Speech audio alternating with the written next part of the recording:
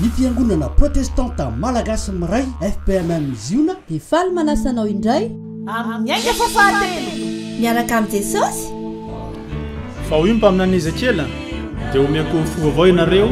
ary fanahy vaovao nataoko anatinareo iza no artiste Yantsa Price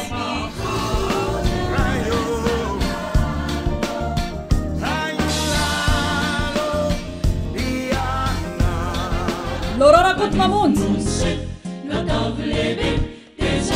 Siro sampana ve mety amin'ny fiangonana ny fifoazana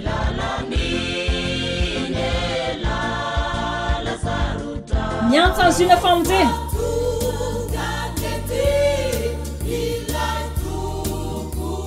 Sabana lehilahy kristianina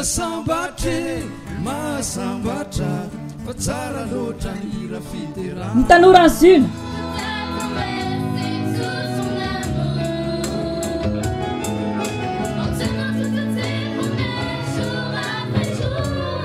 ny tanketsa ny Ziona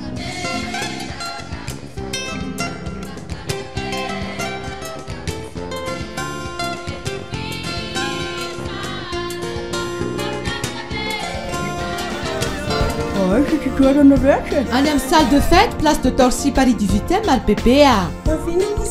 amin'ny asabotsy fito roapolo novambra manomboka amin'ny roa sasantolakandro manasanao tongava maro fa azo ery ianao ny adidy ho vita ary ho fafinaretanao azo